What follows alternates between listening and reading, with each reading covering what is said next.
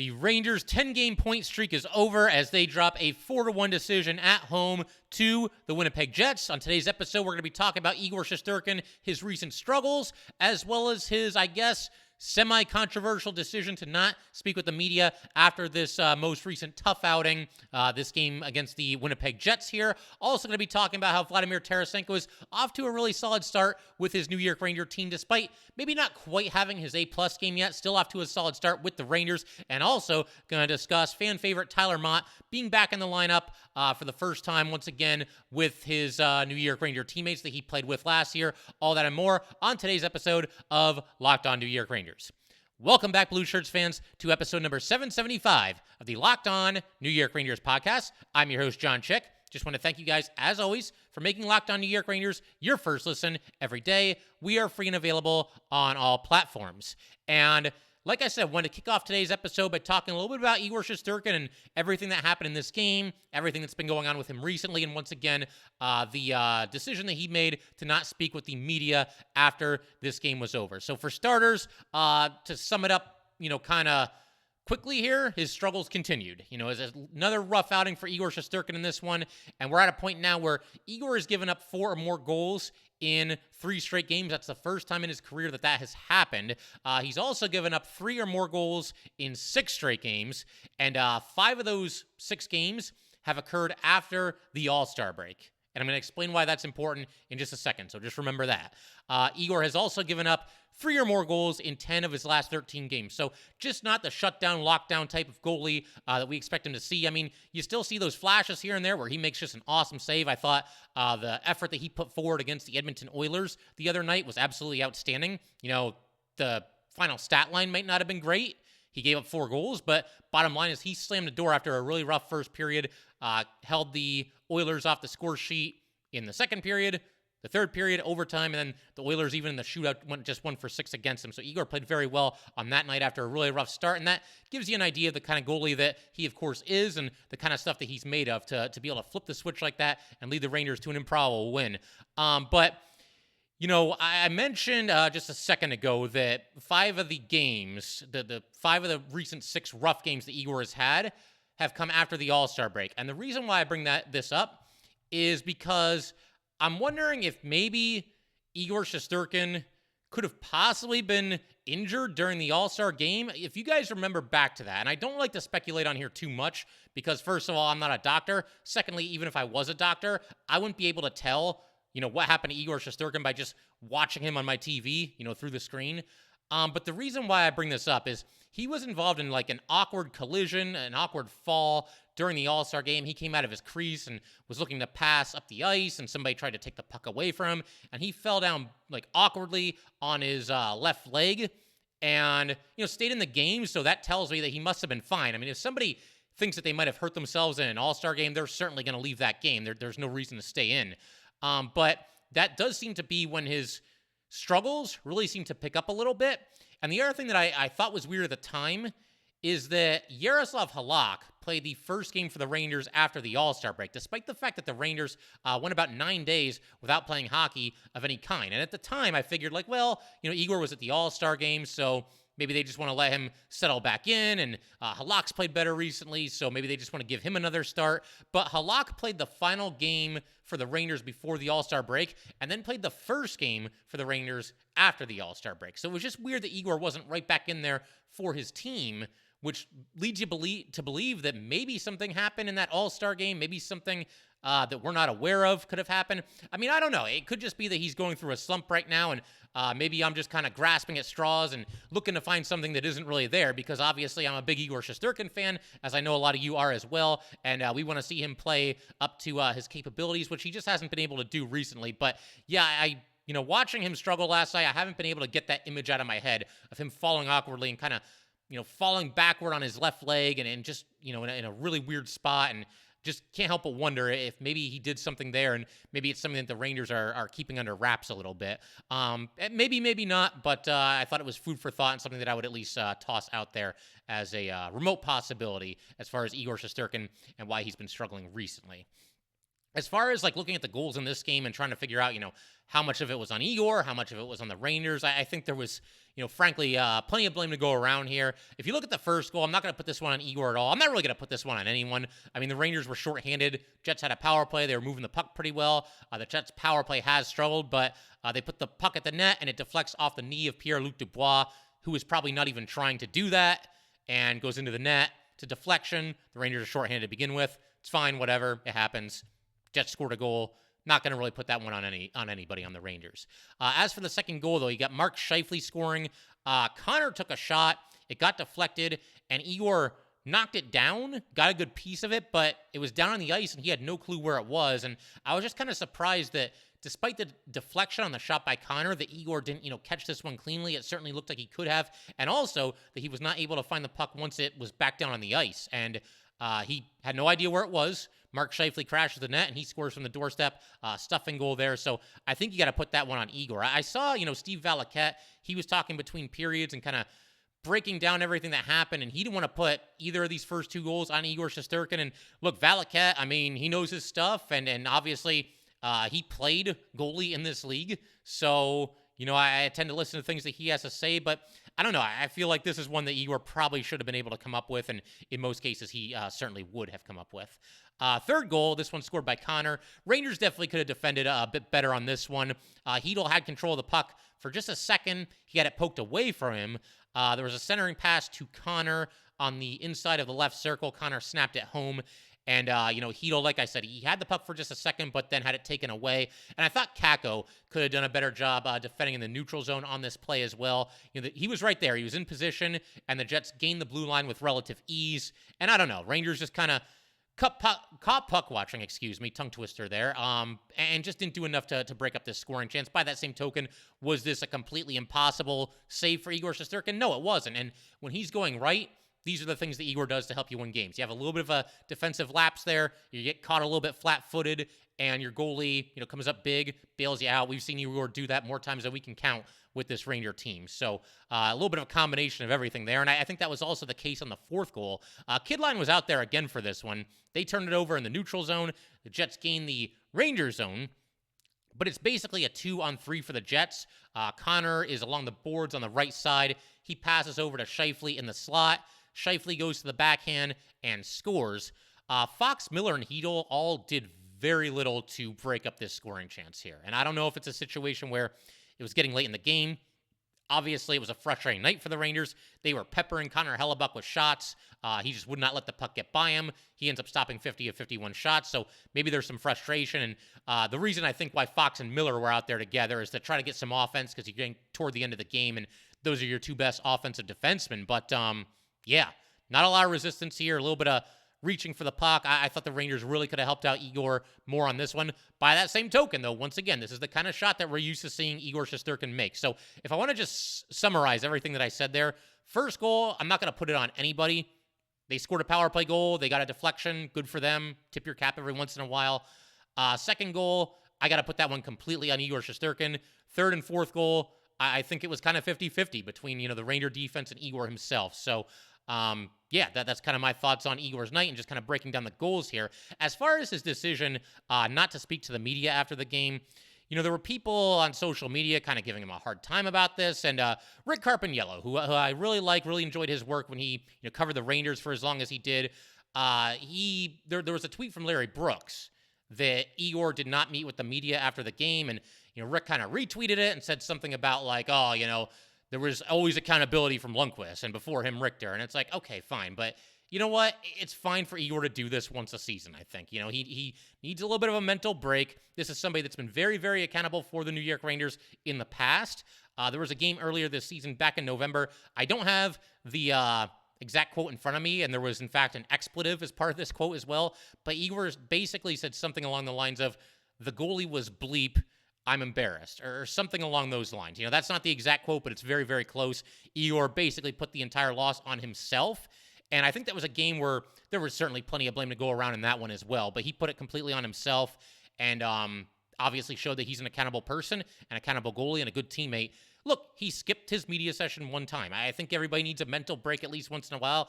I need a mental break every once in a while. I'm sure you guys need a mental break every once in a while. And most of us don't have, millions of people watching us and scrutinizing our every move. And I know, Igor's a professional athlete. You get the fame and the fortune that comes with it and all that good stuff. But you know what? It's okay. He skipped one media session. If he does this time and time and time and time and time again and just refuses to talk to the media every time that the Rangers lose a game and every time that he loses a game, then at that point, I think it becomes a little bit of an accountability issue. But Igor's not that guy. Igor's very accountable. He took one night off from talking to the media. It's fine. It's not a big deal. Anybody that's all up in arms about this, take a deep breath. It'll be okay. I'm sure after the next one, I would bet anything, win, lose, or overtime loss, Igor Shesterkin will talk to the media after his next game. But we're going to keep rolling in just a second. I want to shift our attention to Vladimir Tarasenko and how he's kind of acclimated himself to the New York Rangers. Got off to a nice start in his first 6 games with his new team. And we're going to do that in just a second. But first, we got to let everybody know that today's episode of Locked On New York Rangers is brought to you by FanDuel. The midway point of the NBA season is here, and now is the perfect time to download FanDuel, America's #1 sportsbook, because new customers get a no-sweat first bet up to $1,000. That's bonus bets back if your first bet doesn't win. Just download the FanDuel Sportsbook app. It's safe, secure, and super easy to use. Then you can bet on anything from the money line to point scores and threes drained. Plus, FanDuel even lets you combine your bets for a chance at a bigger payout with a same-game parlay. So don't miss the chance to get your no-sweat first bet up to $1,000 in bonus bets when you go to FanDuel.com/lockedon. That's FanDuel.com/lockedon to learn more. Make every moment more with FanDuel, an official sports betting partner of the NBA.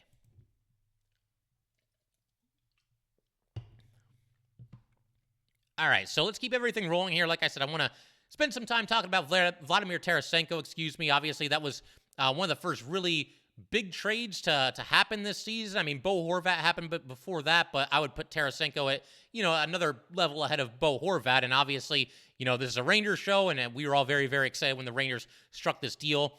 Drury got it done, and he got it done without giving up too much. I think the asking price was reasonable, and I think Drury did a great job here, and I think Vladimir Tarasenko's done a great job since becoming a New York Ranger. We'll start with the assist that he had in this game here against the Jets. He had the lone assist on the Lone Ranger goal of the evening. The Rangers were down 3-0 in the second period.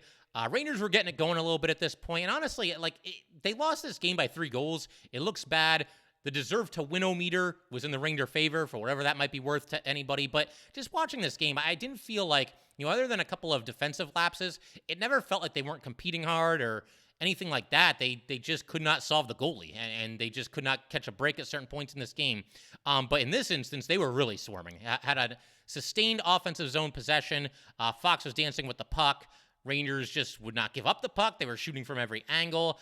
Then you get a bit of a bouncing puck that comes loose to Tarasenko on the right side. Tarasenko from a sharp angle really threads the needle here, gets it across the crease to Vincent Trocheck on the other side, and Trocheck stuffs it into the net and cuts the Ranger deficit to 3-1. Just a quintessential Trocheck, blue-collar, stuff-in type goal, and a great play by Tarasenko here as well. Like I said, he was in a really sharp angle, did not have a lot of room at all to thread the needle, get that puck through there, across to his teammate. He was able to make it happen and gets the primary assist and the only assist on this goal. But we're at the point now where Vladimir Tarasenko has played 6 games with the New York Rangers. I think we're all kind of getting used to seeing him in Ranger blue. But he's got 2 goals. He's got 2 assists. He's a +4 in that time. He has not been a minus in any of the 6 games that he's played for the New York Rangers. And I know plus-minus, very polarizing stat. I get it. But I think a stat like that is certainly worth pointing out. The fact that he's on his new team and not only is he a +4, but in 6 games, he's been an even plus-minus or better. That's a very impressive, solid little streak there. And, there was a debate that we were having on YouTube. I did a recent episode where we were talking about Tarasenko, and I think it was actually, it might have been the Locked On Now that I did, the short video about Tyler Motte being, acquired by the New York Rangers. And somehow we all got into talking about Tarasenko. There was somebody who said, oh, yeah, great. Tarasenko's got 1 goal. He's doing a lot to help. And at that point, Tarasenko actually had 2 goals in 5 games, along with an assist. Now he's up to 2 goals and 2 assists in 4 games. First of all, 5 or 6 games, very small sample size. Way too early to jump to judgment. Even if Tarasenko was off to a slow start with the Rangers, which he is not, I think it's too early to judge at that point. Obviously, you want the star player that you acquire to hit the ground running and immediately start contributing and find that chemistry with his new teammates. But if we were at a point right now where Tarasenko only had 1 or 2 points with the Rangers in these first 6 games, I mean, okay, it's a slow start. He'll figure it out. He'll pick it up and he'll get it going. I would choose to believe that. And the other part of this debate that was happening was, this individual, and look, I respect your opinion, but was pointing out the fact that just wait until the playoffs when Tarasenko disappears. And I'm thinking, like, Tarasenko disappeared. Tarasenko is a former Stanley Cup champion. He has played 90 playoff games. He scored 41 goals in that time, 60 points in 90 games. Now, 60 points in 90 games for Tarasenko, he's not producing points in the playoffs at the same rate that he does in the regular season, but that's true of almost any player in the NHL. That's just the nature of the beast in the Stanley Cup playoffs. Things are more tightly contested, and it's just hard to create as many scoring chances as you do in the playoffs as you do in the regular season. So for that reason, I'm not too worried about Tarasenko. I'll take my chances with somebody who has scored 41 times in 90 career Stanley Cup playoff games. That to me sounds like somebody who's ready for the bright lights and ready to go and embraces, those tough games and the playoff style of hockey that you need to play to be successful come postseason time. And look, I mean, could Tarasenko have a bad playoff run with the Rangers this year? It's possible. It's possible for any player in this league in any given season to just not really get it done in the playoffs, not really be able to do a whole lot, not really be able to produce a bunch of points. It can happen to anybody because that's just the nature of the beast when it comes to the Stanley Cup playoffs. But when you're talking about Vladimir Tarasenko, I just don't think there's anything about him or about the results that he's produced in the past that would lead you to believe that he's going to be a playoff flop for the New York Rangers. Again, nothing can be ruled out. You never know what's going to happen, but I'll take my chances once again with somebody that has won a Stanley Cup and certainly was not a passenger that year. He had a lot of points that year when the Blues won the Stanley Cup against the Bruins, and somebody that produces goals at the rate that Tarasenko does come playoff time. I will certainly take my chances with a player like that. But I want to keep everything rolling in just a second here and start to talk a little bit about Tyler Motte. He obviously was acquired by the New York Rangers before the trade deadline for the second consecutive season. And I want to do a Motte-centric episode pretty soon as well. You guys know that anybody that's been watching this show every day, been a little bit under the weather recently and just kind of fighting through it right now. Honestly, I wouldn't even bring it up if not for the fact that, it affects the scheduling of this podcast a little bit. So just wanted to not leave you guys in the dark and let you know why things are coming out just a little bit slower than they normally would. But like I said, in just a second, going to talk about Motte, him being brought back in, his re-debut with the New York Rangers, and we will do that in just a second. But first, just got to let everybody know, today's episode of Locked On New York Rangers is brought to you by Athletic Greens. I use Athletic Greens literally every day, and I started taking AG1 because I wanted a supplement that actually tastes great, and I wanted to see what all the hype was about. Now I've been on it for about 9 months, and I love it. It doesn't taste like it's super healthy, has kind of a mild tropical taste that I actually look forward to each morning. So what is this stuff? With one delicious scoop of AG1, you're absorbing 75 high-quality vitamins, minerals, whole food source superfoods, probiotics, and adaptogens to help you start your day right. This special blend of ingredients supports your gut health, nervous system, immune system, energy, recovery, focus, and aging. Literally everything. It's lifestyle friendly, whether you eat keto, paleo, vegan, dairy-free, or gluten-free. It costs you less than $3 a day, you're investing in your health, and it's cheaper than your cold brew habit. Athletic Greens has over 7,000 5-star reviews. Right now, it's time to reclaim your health and arm your immune system with convenient daily nutrition. It's just one scoop in a cup of water every day. That's it. No need for a million different pills and supplements to look out for your health. To make it easy, Athletic Greens is going to give you a free 1-year supply of immune-supporting vitamin D and 5 free travel packs with your first purchase. All you have to do is visit athleticgreens.com/NHL Network. Again, that is athleticgreens.com/NHL Network. Take ownership over your health and pick up the ultimate daily nutritional insurance.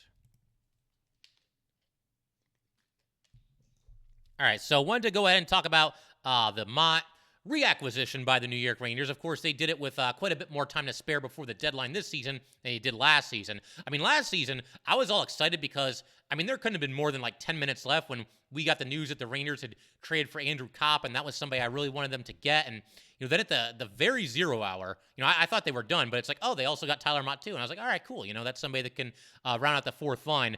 And he won over Ranger fans very quickly last season. I know a lot of Ranger fans wanted him back this year. I saw somebody joking on Twitter that he said something like, do you think Chris Drury just got tired of all of us tweeting about Tyler Motte and wanting to get him back this year, so he just did it? So that was pretty funny, and maybe that was it, man. Maybe the fans pressured Drury, and he knew he needed a fourth liner, and it's just like, all right, let's just give him what they want.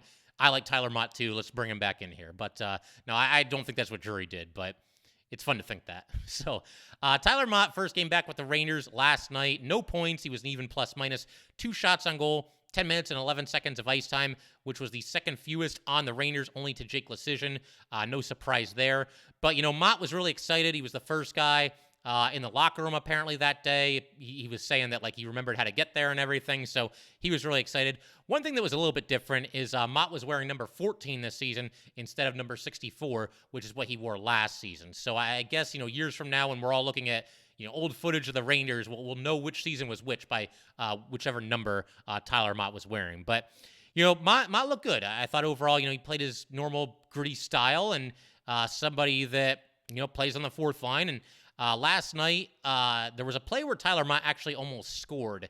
Just a wild scramble. And this would have been a huge goal, by the way, if the Rangers had scored here, because the Rangers were down 3-1 at this point. They had a little bit of momentum. They had a little bit of mojo coming off of that goal that we already discussed. Vladimir Tarasenko to Vincent Trocheck.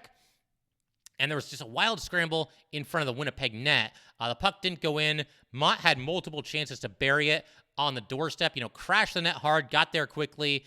And I think his second attempt to bury the puck, first of all, his first attempt, the puck hit Hellebuyck in the face mask, and I think the second one actually grazed off the crossbar. But the Rangers were absolutely scrambling here, and as Motte was getting away that second shot, he pretty much took a cross-check in the face from former New York Ranger Morgan Barron. And Barron, cross-checked him in the face, took the power play. Rangers got a power play opportunity. That's another thing that happened in this game. The Rangers just weren't able to score on their power play chances, while the Jets were able to score on their one chance. So more on that in a little bit here. But yeah, so far so good. Would have been amazing to see Tyler Motte get a big goal there in a big spot. Again, he doesn't, and I've talked about this before with Tyler Motte, he obviously doesn't produce a ton of offense, doesn't score a ton of goals, but you never feel like a Tyler Motte goal would be that surprising of a thing. And I think that's a difference between him and, say, somebody like Jake Leschyshyn. I'm not trying to pick on Leschyshyn. There's enough of that going on social media right now. But you'd be stunned if this guy put one in the net. With Tyler Motte, if he scores any given night, it's like, yeah, he was due for that. He works hard. He kind of, made his own breaks there. And I'm not saying Jake Leschyshyn doesn't work hard, but there's just something there with Motte when, anytime he scores a goal, it's not really that much of a surprise, even though his goal total is never really that high. But good stuff from him here. Obviously drew the penalty. Rangers were not able to convert, unfortunately. But very much looking forward to seeing what Tyler Motte can do in his second go-around with the Rangers. And, we did that trade deadline spotlight episode last week, and I talked about Motte, I talked about Nick Ritchie, I talked about Max Domi, but Motte was my guy. He was the one that I really wanted to come back to the New York Rangers, and I suppose I got my wish, and I'm sure a lot of you got your wish as well, because it doesn't take a genius to see that Tyler Motte is a very, very popular player among the New York Ranger fans. So, yeah, good stuff all around there from Tyler Motte. And the only other aspect, actually 2 more things I want to talk about here as it pertains to this game. This was a very nasty, chippy game as well. Just kind of highlight some of that stuff. You had Keandre Miller and Lowry. They got into an early standoff in the neutral zone. They just kind of stopped playing and were just kind of shoving each other right in the center of the ice there. Not too long after that, Braden Schneider, he got into it in front of the Ranger net after a play stoppage. You had Trocheck fighting Gagne. Trocheck took a really hard hit. Gagne was not the player that hit him, but that player had left, so I guess Trocheck just decided to fight Gagne instead. Trocheck landed some early punches. I thought Gagne came back in the second half, so pretty even fight there. Barron got Adam Fox in the face with a high stick. I don't think it was on purpose, but just another incident or another example of just some rough and tumble hockey out there. That led to a Ranger power play. And, there was a situation where dust up between Lafreniere and Trocheck and a couple of players on the Winnipeg Jets, and then you had Trouba coming onto the ice, and he went after Dylan, cross-checked him as Dylan was leaving the ice, and sent a message there a little bit. Those two were barking at each other, but just a ton of nastiness and chippiness going on pretty much throughout this game, and even at the end of the game, Barclay Goodrow was mixing it up with one of the Winnipeg defensemen. So yeah, chippy, nasty stuff. It was a spirited effort by the New York Rangers. Again, this was not a game where it's like they were sleepwalking. Again, just a couple of, at least one soft goal by Igor Shesterkin, a couple of defensive lapses from the Ranger defense in a couple of instances as well. But just wasn't the Rangers' night. You can't keep this winning streak or this point streak going forever, and you just start a new one in the next game. I think it's as simple as that. Rangers, like I said, it's not like they played a terrible game here. Just was not their night. The fact that Connor Hellebuyck had his A game, that didn't hurt either. And Sam and Joe were talking about that actually at the end of the game. That Hellebuyck, it was one of those nights where it just seemed to hit him squarely. He was in perfect position every single save that he made, and sometimes you do have to tip your cap a little bit. And as far as Connor Hellebuyck is concerned, I think that's certainly the case there. The slam dunk #1 star for this game. As far as the power play goes, I mean, again, that was a big point in this game as well because the Jets only got one chance. They scored. That was the deflection goal by Pierre-Luc Dubois, and that was early in the game. That's the goal that actually opened the scoring. And then the Rangers had 4 chances, and I thought at times created some good opportunities, but just were not able to convert. Once again, obviously, Hellebuyck had a lot to do with that. One thing that I found interesting during, I think it was the second power play, and I think they did this at least one other time in this game, you had 2 players, that being Kreider and Tarasenko, both try to screen the goalie at the same time. And that might be kind of recognizing that, okay, Hellebuck's got his A game. We got to take away his vision here if we're going to get one by him. That might have been part of the strategy there, but that's something that I'm going to keep an eye on going forward. And just the power play units in general.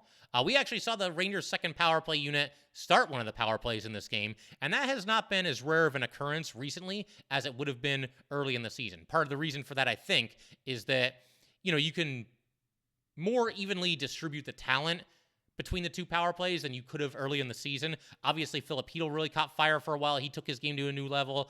He got some run on the top power play unit, and now you've got Vladimir Tarasenko mixing in as well. He started in the second unit. He's now on the top unit, so they've got some options, and as far as time on the ice, they got some options with that as well. So it's good to have kind of an embarrassment of riches here as far as the 10 players that you want to make up your 2 power play units on any given night, and who you want to play with who on which unit, and how much time you want each unit to have on the ice. And as far as time on the ice, you can let the players dictate that. How they've been playing throughout the game can dictate who starts the power play, which unit gets more time on the power play, et cetera, et cetera. But yeah, overall, look, I can't go crazy about this loss. Just kind of a tough night for the Rangers. Phenomenal goaltending by Connor Hellebuyck. Tough night for Igor Shesterkin, but I do remain confident that he will eventually get it together. And fingers crossed that he isn't dealing with some kind of an injury or anything along those lines. And we'll see what happens on Thursday, when the Rangers are back in action in Detroit at 7 p.m., and then after that, you get a back-to-back over the weekend. They are at the Caps at 1 p.m. on Saturday, followed by home against the Kings on 5 p.m. on Sunday. And as I mentioned, in our next episode, we're going to go ahead and look at the Tyler Motte trade in greater detail. Obviously, he just played his first game back with the New York Rangers, but I want to discuss a couple of winners and losers from that trade, a couple other angles I want to look at as well. But that will do it for today, guys. Once again, if you'd like to get in touch with this podcast, please send an email to lockedonnyrangers@gmail.com. Once again, that is lockedonnyrangers@gmail.com. And definitely give us a follow on Twitter as well, at @LO_NY_Rangers. Once again, that is at @LO_NY_Rangers. And definitely subscribe to Locked On New York Rangers YouTube channel. Thanks again, guys. I'll see you next time.